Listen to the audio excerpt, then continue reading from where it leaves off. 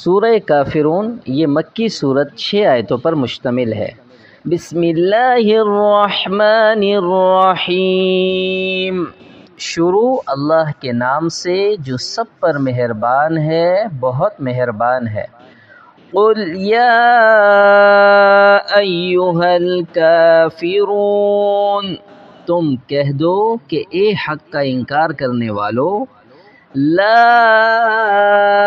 اعبد ما تعبدون، میں ان چیزوں کی عبادت نہیں کرتا جن کی تم عبادت کرتے ہو، ولا انتم عابدون ما اعبد، اور تم اس کی عبادت نہیں کرتے جس کی میں عبادت کرتا ہوں، ولا انا عابد ما عبدتم، اور نہ میں آئندہ اس کی عبادت کرنے والا ہوں جس کی عبادت تم کرتے ہو، ولا انتم عابدون ما اعبد، اور نہ تم اس کی عبادت کرنے والے ہو جس کی میں عبادت کرتا ہوں۔ لکم دینکم ولی دین،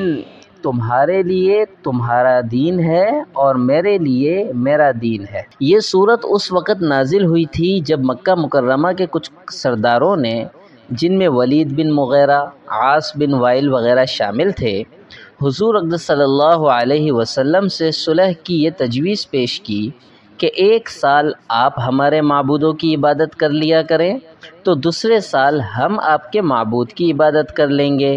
کچھ اور لوگوں نے اسی قسم کی کچھ اور تجویزیں بھی پیش کی،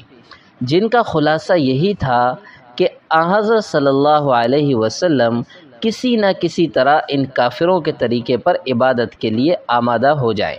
تو آپس میں صلح ہو سکتی ہے۔ اس صورت نے 2 ٹوک الفاظ میں واضح فرما دیا،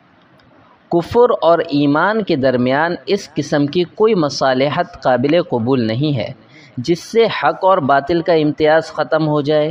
اور دین برحق میں کفر یا شرک کی ملاوٹ کر دی جائے۔ ہاں، اگر تم حق کو قبول نہیں کرتے تو تم اپنے دین پر عمل کرو جس کے نتائج تم خود بھگتو گے، اور میں اپنے دین پر عمل کروں گا اور اس کے نتائج کا میں ذمہ دار ہوں۔ اس سے معلوم ہوا کہ غیر مسلموں سے کوئی ایسی مصالحت جائز نہیں ہے جس میں ان کے دین کے شعائر کو اختیار کرنا پڑے، البتہ اپنے دین پر قائم رہتے ہوئے امن کا معاہدہ ہو سکتا ہے، جیسے کہ قرآن کریم نے سورہ انفال میں فرمایا ہے۔